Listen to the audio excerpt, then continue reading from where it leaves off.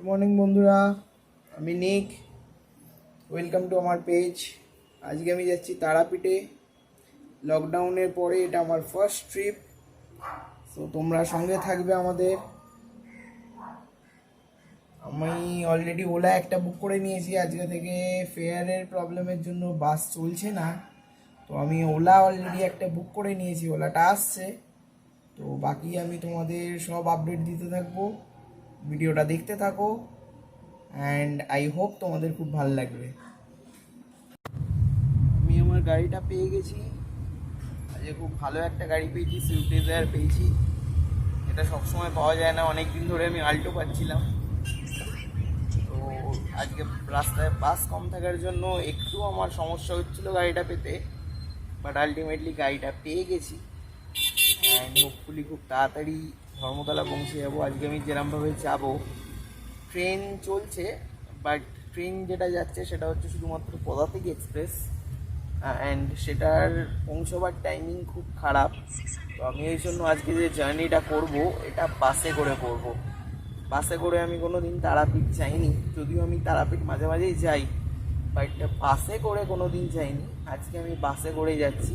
এসবিএসটিসির একটাই বাস আছে যেটা সকালবেলা 10:30 নাগাদ ছাড়ছে ধর্মতলা L20 বাস স্ট্যান্ড থেকে, আর মোটামুটি বিকেলবেলা 4টে-5টা নাগাদ গিয়ে পৌঁছচ্ছে। তো জার্নিটা অনেক লম্বা হতে চলেছে অ্যান্ড হোপফুলি আমরা খুব এনজয় করব। বন্ধুরা, আমি এখন চলে এসেছি ধর্মতলার L20 বাস স্ট্যান্ডে। বাসটা এখনও আসেনি, এখন বাজে ঘড়িতে 9:30 আর আমি এসে গেছি তাড়াতাড়ি। এখন আমি দাঁড়িয়ে আছি এখন আমাদের বাসের সামনে। বাসটা এসে গেছে। বাসটা আসার পরে এটাকে স্যানিটাইজ অলরেডি করা হয়েছে, প্লাস আমার কাছে হচ্ছে ডিসইনফেক্টেড, যার মাধ্যমে আমি যে কোনো কিছুকে ডিসইনফেক্ট করতে পারি। তার সঙ্গে স্যানিটাইজারও আছে। তো আমার অলরেডি সিটও পেয়ে গেছি। আমি 5 নম্বর সিটটি বুক করেছিলাম বাট এসবিএসটিসির অ্যাপ থেকে। বাট এসবিএসটিসির অ্যাপে যে সিটের লোকেশনগুলো দেওয়া আছে সেগুলো ভুল আছে। তো তোমরা চাইলে অনলাইনে করতে পারো, যদি শুক্র, শনিবার, রোববার যদি আসার থাকে তাহলে অনলাইনে বুক করতে পারো। আদারওয়াইজ তোমরা সিম্পলি এখানে এসেও বুক করে নিতে পারো। এখানে বুক করতে কোনো অসুবিধা নেই। অনলাইনে বুক করলে 10-20 টাকা মতন এক্সট্রা লাগছে, বাট তুমি সিকিউর সিটটা পাচ্ছ। বাট সেখানে কোনো গ্যারেন্টি নেই যে তুমি উইন্ডো সিট পাবে। আর সবসময় চেষ্টা করবে সামনের দিকে সিটগুলো বুক করতে, তাহলে জার্নিটা আরও ইন্টারেস্টিং হবে। আমরা এখন এসে গেছি শক্তিগড়ে, যেটা হচ্ছে ল্যাংচা মিহিদানা সীতাভোগের জন্য খুব বিখ্যাত। তো সেখানে একটি দোকানের সামনে আমরা দাঁড়িয়েছি এখন। আমিও নেওয়ার ইচ্ছা ছিল, কিন্তু যেহেতু আমি এখন বাসে করে যাচ্ছি তারাপীঠ, তাই জন্য আমি এখন কিছু নিতে পারছি না। এটা হচ্ছে আমাদের বাস। যদি এখানে কোনো দিন আসো, আমার রীতিমতো লোভ লাগছে, যদি এখানে কোনো দিন আসো তাহলে ডেফিনেটলি সীতাভোগ আর মিহিদানাটা অবশ্যই ট্রাই করো। কালকে আমার ফেরার জার্নিটা হচ্ছে ট্রেনে করে, নাহলে আমি আসার সময় অবশ্যই নিয়ে যেতাম। আমি এসে গেছি এখন তারাপীঠে। এই বেশ বাস থেকে নামলাম। জার্নিটা খুবই ভালো ছিল, বাট অনেকটাই লং ছিল। যেখানে 4 ঘন্টার মধ্যে আমি ট্রেনে করে চলে আসতে পারি, সেখানেই সেই জার্নিটা আমার প্রায় লাগলো। আমি বাড়ি থেকে বেরিয়েছি অলমোস্ট 8টা, 8:30টার সময়, আর এখন বাজে হচ্ছে ঘড়িতে অলমোস্ট 4:30। তো বুঝতে পারছো একটু টায়ার্ডিং ছিল জার্নিটা, বাট লকডাউনের পরে অনেক দিন বাদে এত দূরে এলাম, বেশ ভালোই লাগছে, খারাপ লাগছে না। আমি এখন যাচ্ছি হোটেলের দিকে। হোটেলে ঢুকে আমি হোটেলের সব ডিটেলসগুলো শেয়ার করছি। আজকে এটা প্ল্যান আছে, সেটা হচ্ছে হোটেলে যাব, একটু ফ্রেশ হব, ফ্রেশ হয়ে বিকেলবেলা পুজো দিতে যাব। হোটেলে চেকিং হয়ে গেছে, স্নান করা হয়ে গেছে। এটা হচ্ছে আমাদের হোটেল। এবার আমরা যাব হচ্ছে পুজো দেওয়ার দিকে। হোটেলটা খুবই ফ্রেন্ডলি, ফ্যামিলি নিয়ে থাকার জন্য খুব ভালো। আর আমি নিয়েছি একটা সিঙ্গেল রুম আর ডবল রুমের জন্য একই টাকা, মোটামুটি আমার 300 টাকা মতন লেগেছে। 300 টাকার যে রুমটা আমি নিয়েছি সেটা অসাধারণ কিছু বলবো না, বাট যথেষ্ট ভালো। মানে অন্তত কেউ যদি একা আসে তাহলে অন্তত এই রুমটা খুব ভালো, আর না হলে এর থেকে বেটার কোয়ালিটির রুমও অ্যাভেলেবেল আছে। তো এবার আমি এগিয়ে চলেছি মন্দিরের দিকে। এখান থেকে মোটামুটি 7-8 মিনিট হাঁটা পথে। আমি বেশ কিছুদিন বাদে তারাপীঠে এলাম, যেটা দেখছি যে তারাপীঠ কিন্তু অনেকটাই বদলে গেছে। যদি আমি রাস্তাঘাটগুলো দেখি, মানে যে পরিচিত নয় সে কিন্তু নিজেকে মেলাতে পারবে না যে এটা কোন তারাপীঠে আমি চলে এসেছি। এই এত বড় বড় রাস্তাগুলোকে দেখলে কিন্তু আমাদের মনে হতেই পারে যে এটা একটা কোনো বড় শহর, মানে তারাপীঠে এসেছি এটা ঠিক মনে হয় না। এত হোটেল, এত সুন্দর রাস্তা, হাইওয়ের মতন রাস্তা হয়ে গেছে। তো এই সব দিক থেকে কিন্তু উন্নতিটা যথেষ্ট পরিমাণে হয়েছে।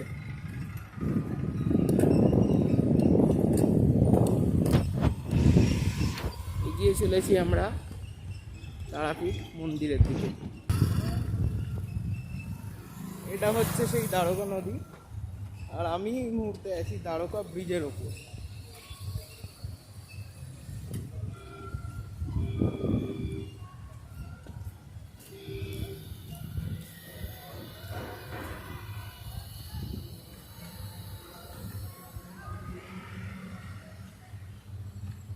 এখানে এখন একটা সুন্দর ঘাট করে দেওয়া হয়েছে দ্বারকা নদীর ধারে। এই জায়গাটা একসময় জলা জঙ্গল হয়ে থাকতো এবং সেইখানটাই এখন খুব সুন্দর করে একটা ঘাট করে দেওয়া হয়েছে।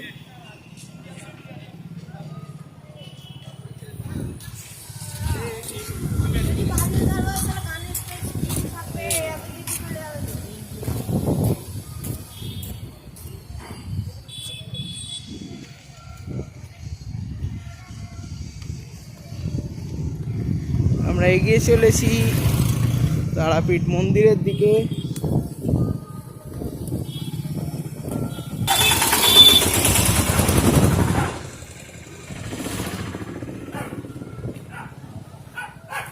এই হচ্ছে সেই তারামা মন্দিরের দিকে যাওয়ার রাস্তাটায় ঢুকলাম। কিছু কিছু দোকান খোলা আছে, রেস্টুরেন্ট খোলা আছে। সোশ্যাল ডিস্টেন্সিং আর কোভিড-19-এর নিয়ম কতটা মানা হচ্ছে জানি না, বাট লোকজন কিন্তু আস্তে আস্তে আসা শুরু করে দিয়েছে।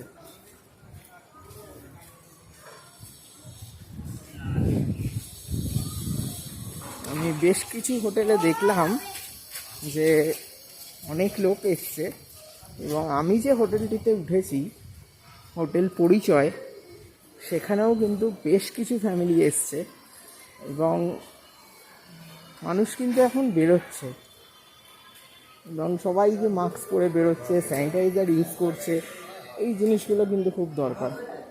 মানুষ যদি নিজে সচেতন হতে পারে তাহলে কিন্তু আমরা ভালোভাবে ট্রাভেলটা করতে পারি।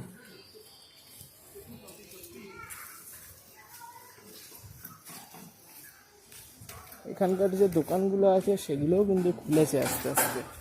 কিছু কিছু দোকান নতুন আবার তৈরিও হচ্ছে, কিছু কিছু দোকান বন্ধ আছে, কিন্তু বেশিরভাগ দোকানই কিন্তু খুলেছে।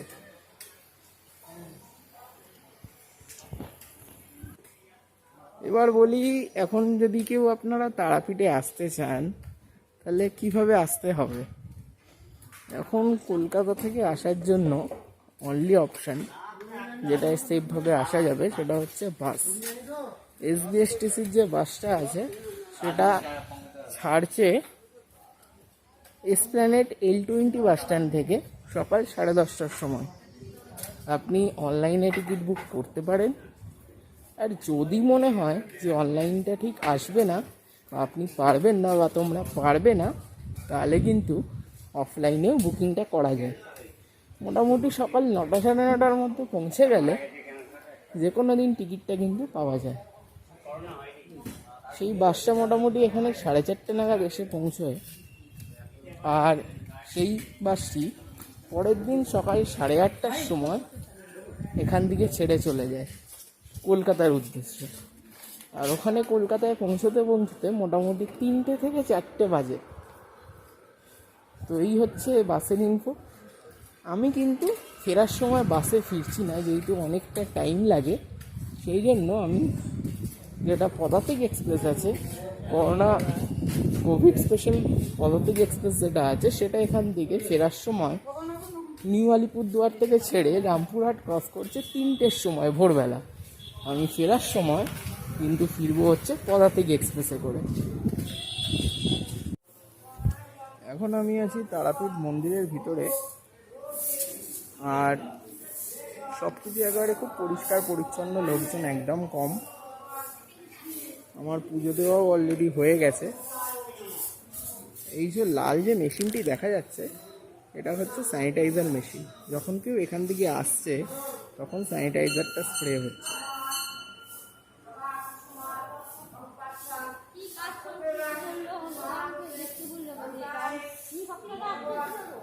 এটা হচ্ছে মন্দির, নাট মন্দির আমাদের।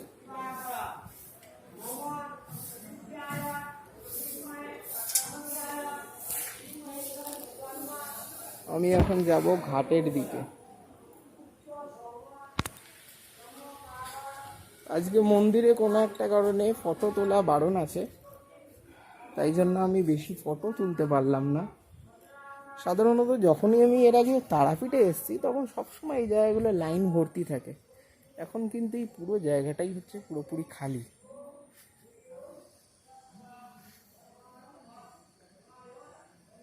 লোকজন ভীষণ কম। আর এইরকম তারাপীঠ কিন্তু আমি আমার জীবনে অন্তত প্রথমবার দেখলাম।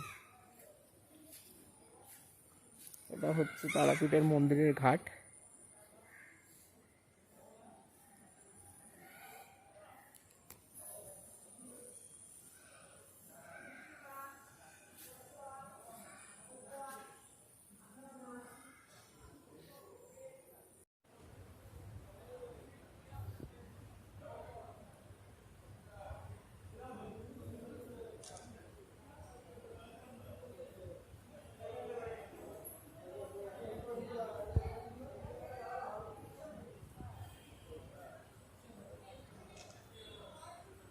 পুজো দেওয়া শেষ করে এখন এবার আমি আপনাদের দেখাবো, এই হচ্ছে মা তারার মূর্তি।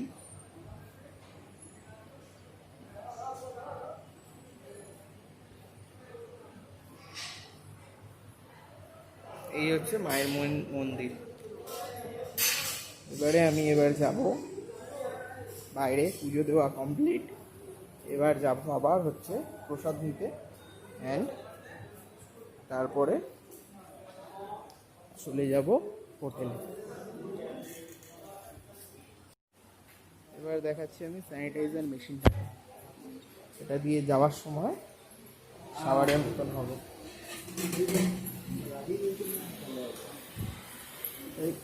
পেছনেই চলে গেল।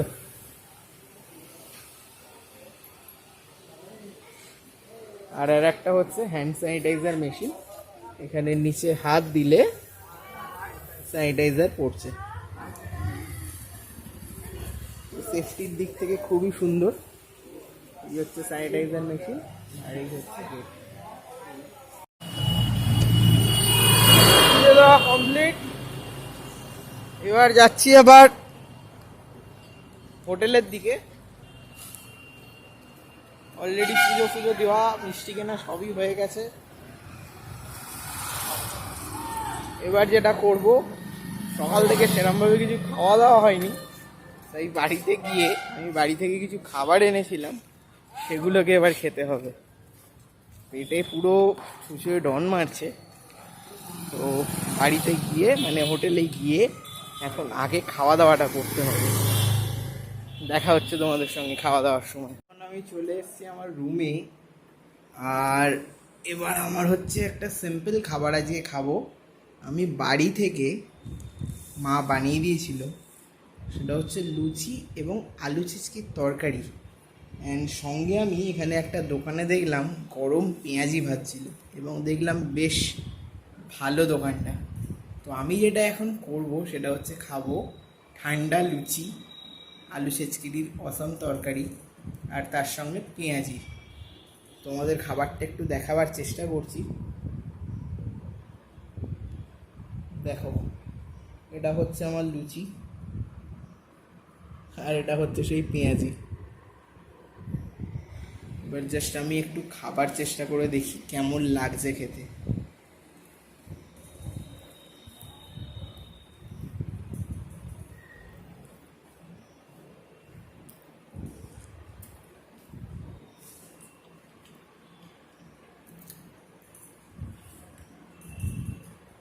দেখো, ঠান্ডা তো অবশ্যই হয়ে গেছে, কিন্তু তাও বাইরের দোকানের জিনিস খাওয়ার থেকে আমার কিন্তু এটা মনে হয় যে বাড়ির ঠান্ডা জিনিস খাওয়াটাও বেটার। এবার আমি খাবো হচ্ছে এই পেঁয়াজিটা। দেখেই খুব লোভনীয় লাগছে, নিশ্চয়ই খেয়ে দেখি কেমন বানিয়েছে।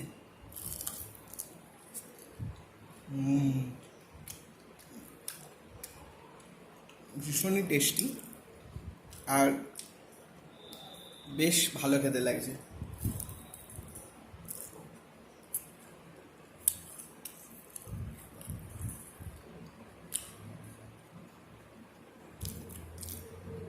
এর সঙ্গে যেটা লাগবে সেটা হচ্ছে একটা চা। চাটা আমি অর্ডার করেছি, বাট সেটা এখনও আসেনি। চাটা এলে আমি তোমাদের সঙ্গে আবার কথা বলছি। বেশ অনেকক্ষণ অপেক্ষা করার পর এসে গেছে আমার চা। চাটা দেখতেই দারুণ লাগছে।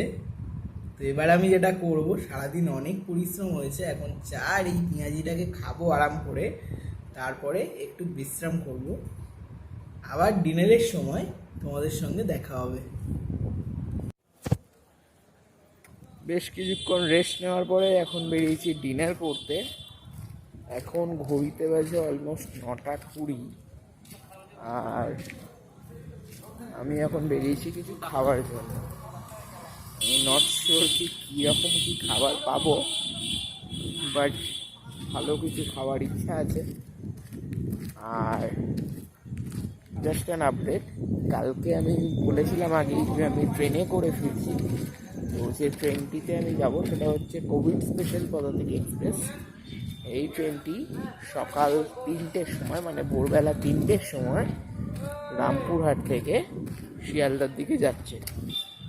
ট্রেনে করে ফেরার মেইন কারণ হচ্ছে এটাই, আমি যদি বাসে করে ফিরতাম যেমনভাবে এসেছিলাম, তাহলে সকাল 8:30টার সময় বাসটি ছাড়বে, অ্যান্ড পৌঁছতে পৌঁছতে ধর্মতলা অলমোস্ট বিকেল 4-5টা বেজে যাবে। তো সেক্ষেত্রে আমার পক্ষে এতখানি টাইম ওয়েট করা এবং জার্নি করা একদমই সম্ভব না। প্লাস আমি সবার সঙ্গে এটা শেয়ার করতে চাইছিলাম যে ট্রেনে করে যাওয়ার জার্নিটা কেমন হয়। তো এই হচ্ছে আপডেট। আমি রেস্টুরেন্টে গিয়ে তারপর আবার দেখাচ্ছি যে কী কী এখন খাওয়া যেতে পারে। Good morning guys. যদিও এটা গুড মর্নিং বলা কিনা ঠিক হবে কিনা আমি জানি না, বিকজ এখন ঘড়িতে বাজে 12:15। আমার ট্রেন হচ্ছে 3টের সময়, বাট আমি নট শিওর যে আমি কোনো অটো পাবো কিনা তারাপীঠ থেকে রামপুরহাট অবধি যাওয়ার জন্য। বিকজ এখন লকডাউনের জন্য শুধুমাত্র এই একটাই ট্রেন চলছে রামপুরহাট স্টেশন থেকে, আর সেই জন্য আমি নট শিওর কি কতটা এখন অটো অ্যাভেলেবেল থাকবে। তাই জন্য আমি যতটা তাড়াতাড়ি সম্ভব এখান থেকে বেরিয়ে যাব, মোস্ট অফলি আর 10-15 মিনিটের মধ্যে বেরিয়ে যাব, অ্যান্ড চেষ্টা করব অ্যাজ সুন অ্যাজ পসিবল আমি রামপুরহাট স্টেশনে পৌঁছে যেতে। তো আমি অটো খুঁজে অটোতে উঠে আবার আমি ভিডিওটাকে করছি, বা রামপুরহাট স্টেশনে গিয়ে ডাইরেক্টলি ভিডিওটা করবো কন্টিনিউ। অনেক যুদ্ধ করার পর আমি ফাইনালি পৌঁছেছি রামপুরহাট স্টেশনে। যেটা হলো, যে ভয়টা আমি ঠিক পাচ্ছিলাম সেটাই ঠিক হলো। আমি কোনো অটো পাইনি, না কোনো টোটো পাইনি, কোনো মোড অফ ট্রান্সপোর্ট পাইনি। আমি ওখান থেকে বেরিয়েছিলাম প্রায় 12:20, 12:30টার আশেপাশে, অ্যান্ড আমি কিছু না পেয়ে আলটিমেটলি দেখলাম যে আমাকে তো আসতে হবেই, ট্রেন তো ধরতে হবেই।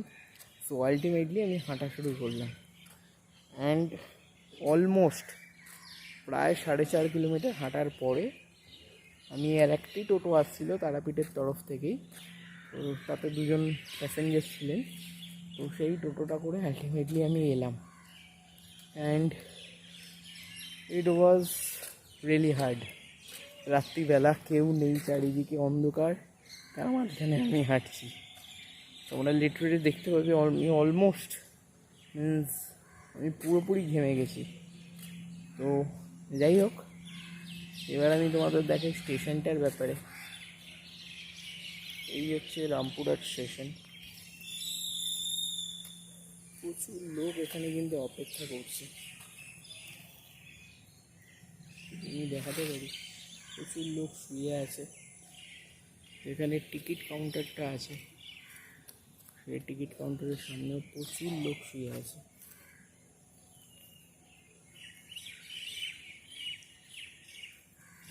এবার আমি এন্ট্রান্সের জায়গাটা দেখাচ্ছি। শখ লাগলো একটা জিনিস দেখে আমার, সেটা হচ্ছে অন্যান্য সব স্টেশনে যেখানে চেকিং হচ্ছে যে কোনো ট্রেনের আপ ডাউনের সময়, বাট এখানে সব কিছু থাকা সত্ত্বেও এখানে কিন্তু কোনো চেকিং হচ্ছে না। আমি জাস্ট তোমাদের নিয়ে যাচ্ছি জায়গাটা।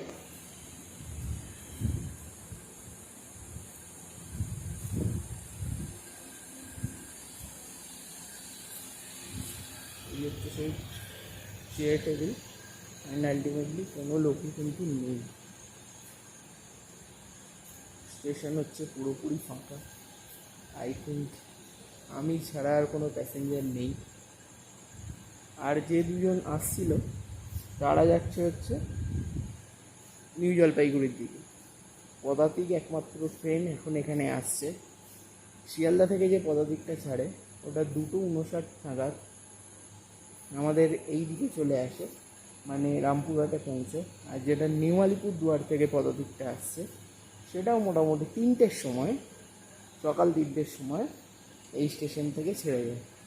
তো দুটো পদাতিক একসঙ্গে আসে এবং একসঙ্গে ছাড়ে। তো যাই হোক, আমি একটু ফ্রেশন আপ হয়ে নিয়ে আমি আবার তোমাদের একটা স্টেশনের ভিউগুলো দেখাচ্ছি। এখন বাজে ঘড়িতে 2:45, 2:45। আমি এখন আছি রামপুরহাট স্টেশনে। ট্রেনের অ্যানাউন্সমেন্ট অলরেডি হয়ে গেছে। এটা মানে খুব মজার ব্যাপার হচ্ছে যে এই রামপুরহাট স্টেশনে যখন এই পদাতিক এক্সপ্রেসটা আসে, একটা পদাতিক এক্সপ্রেস শিয়ালদা থেকে এই সময় আসে, আর একটা পদাতিক এক্সপ্রেস দিক দিয়ে ঢোকে। আমি তোমাদের ঢোকাটাকে দেখাবো এরপরে ট্রেনের।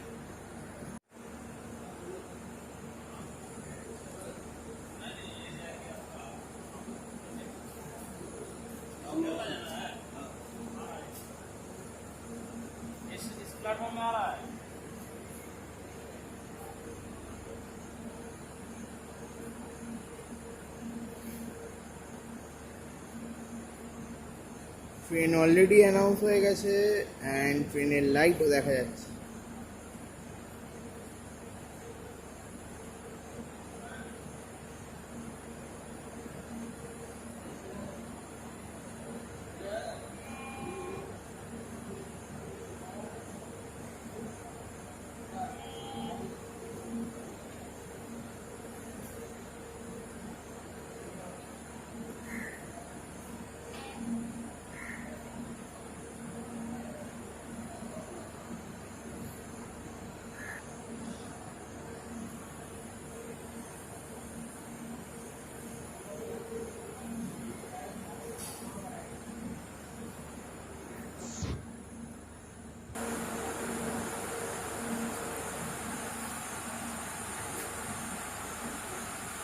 আমাদের ট্রেনের ইঞ্জিন অলরেডি দেখা যাচ্ছে।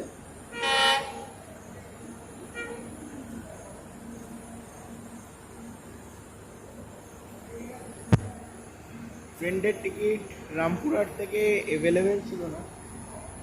তো আমি যেটা করলাম সেটা হচ্ছে আমি জলপাইগুড়ি রোড থেকে শিয়ালদা অবধি বুকিং করলাম, অ্যান্ড বোর্ডিং পয়েন্টটা দিলাম হচ্ছে রামপুরহাট। অন্য কোনো স্টেশনে যদি টিকিট না পাওয়া যায় তাহলে জলপাইগুড়ি রোড কোটায় অনেক সময় টিকিটটা পাওয়া যায়।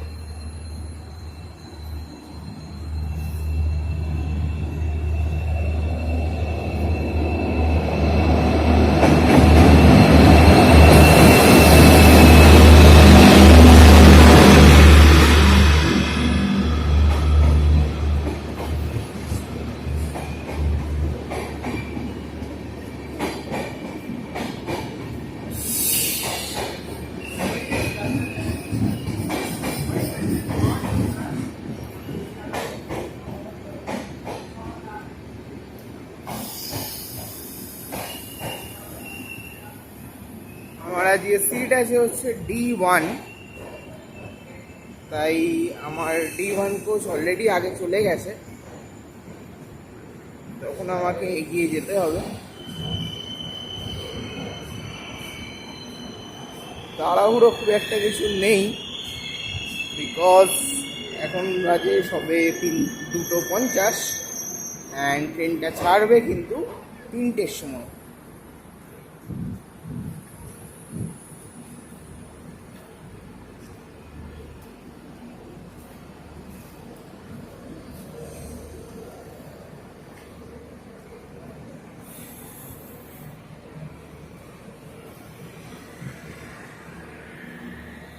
এটা হচ্ছে S1,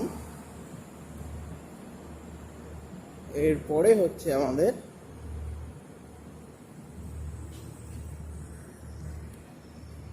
সেকেন্ড সিটিং এর কোচগুলো।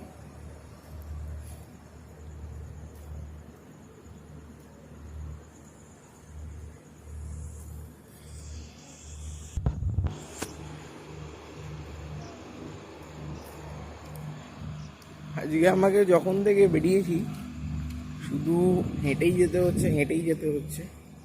ইনফ্যাক্ট এখনও আমাকে হাঁটতে হচ্ছে। আমি অনেকটাই পিছনে ছিলাম, আমার বগি পড়েছে একদম সামনের দিকে।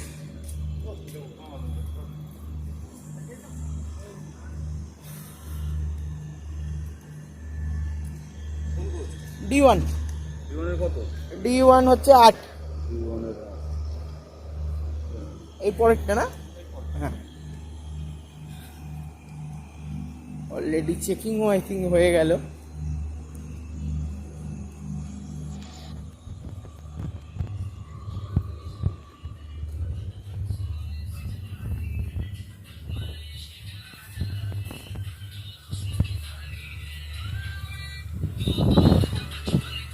D1 এটাই তো।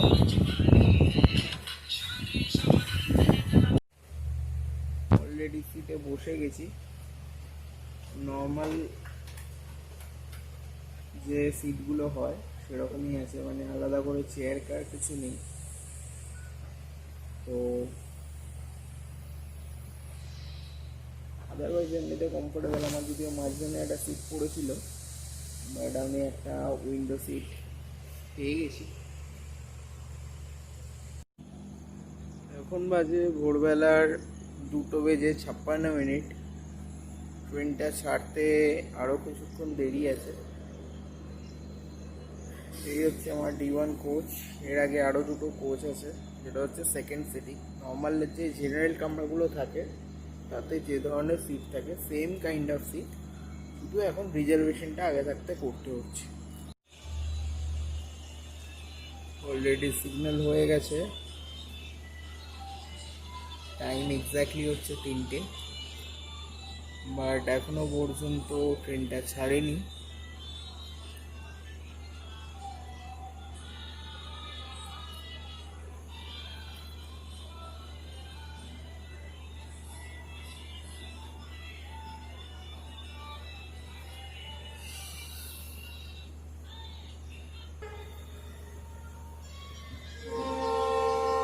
অ্যান্ড ফাইনালি 4 মিনিট লেটে রামপুরহাট থেকে ট্রেনটা ছেড়ে দিয়েছে।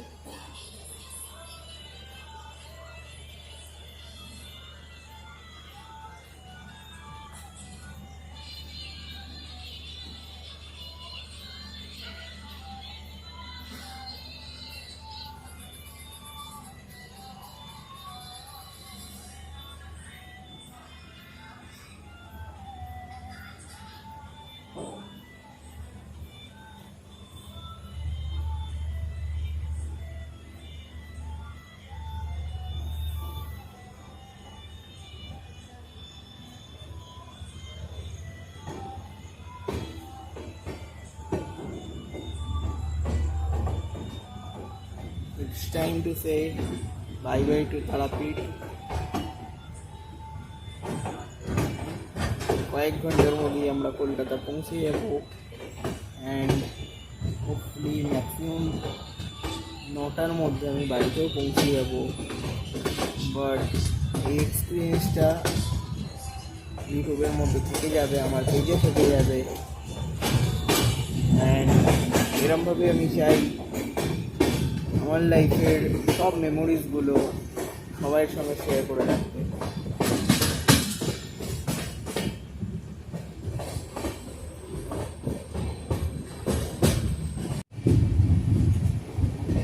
এখন সময় হচ্ছে আমাদের ওয়াশরুম রিভিউ।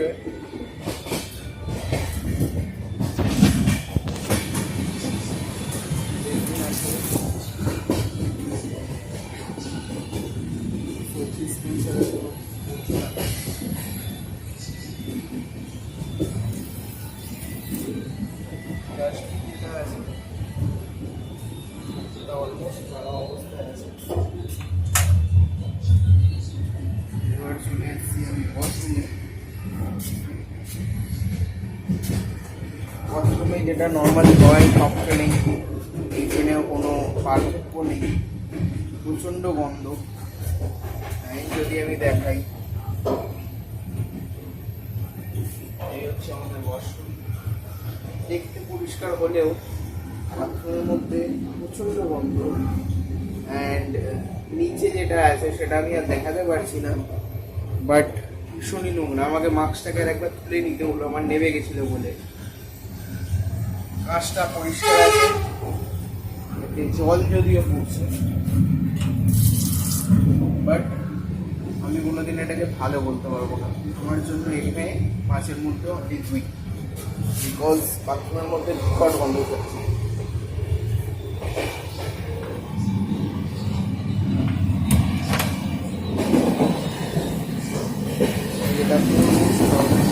ধুয়ে নেব, তারপর আমার কাছে যে স্যানিটাইজার আছে সেটা দিয়ে হাতটাকে স্যানিটাইজ।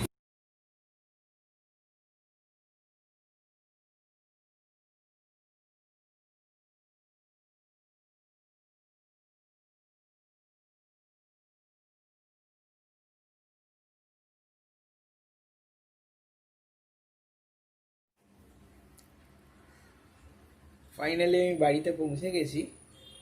খুব সুন্দরভাবে ট্রেনটা নিয়ে এসছে, একদম লেট করেনি।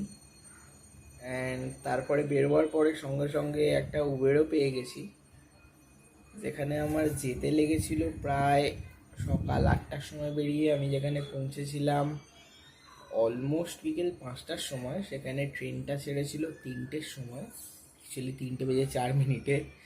অ্যান্ড ট্রেনটা ঠিকঠাক সময় একেবারে শিয়ালদায় পৌঁছে গেছে। অ্যান্ড আমি খুব বেশি হলে আই থিঙ্ক 8:30 15টায় বাড়িতে চলে এসেছি। কালকে রাত্রিবেলা যেটা হয়েছিল সেটা হয়েছে, আমি রেস্টুরেন্টে গিয়ে ভিডিও করতে পারিনি, বিকজ রেস্টুরেন্টগুলোতে যেটা সমস্যা ছিল, ওখানে খাবার জায়গা খুব ভালো ছিল না। অ্যান্ড যেগুলো ছিল সেখানে প্রচণ্ড ভিড় ছিল। আমি জাস্ট কোনো রকমে খাবারটাকে খেয়ে চলে এসেছিলাম। আর তারপর তো তোমরা জানো সারাদিন জার্নি করে আমি ভীষণ টায়ার্ড ছিলাম। আর ট্রেনের যে কম্পার্টমেন্টটা ছিল, আগে যেগুলো জেনারেল কম্পার্টমেন্ট হতো সেগুলোকেই এখন সেকেন্ড সিটিং বলে সেল করে দিচ্ছে, মানে যে যাতে কোনো লোকেরা যাতে এমনিই না উঠে যেতে পারে, মানে without any checking and anything. তো সেই জন্য ওগুলোকেই করে দিয়েছে এখন নর্মাল কম্পার্টমেন্ট। তো ট্রেনটায় আমার সিটটা ছিল মাঝখানে। আমি যদিও প্রথমে উইন্ডো সিট বসে পড়েছিলাম, তারপরে বোলপুর থেকে আরেকজনরা উঠে পড়েছিল যার ওই উইন্ডো সিটটা ছিল। অ্যান্ড আলটিমেটলি আমাকে খুব কষ্ট করে আসতে হয়েছে। স্টেশনে নামার পরে শুধু জাস্ট লাইন দিয়ে বের করেছিল, কোনো স্যানিটাইজেশন চেক হয়নি। তো এবার আমি বলবো যে তোমাদের কি ট্রাভেল করা উচিত কি উচিত না। দেখো, এসবিএসটিসি বাসে আমি যখন গেলাম, বাসটাকে প্রথমে স্যানিটাইজ করা হয়েছিল।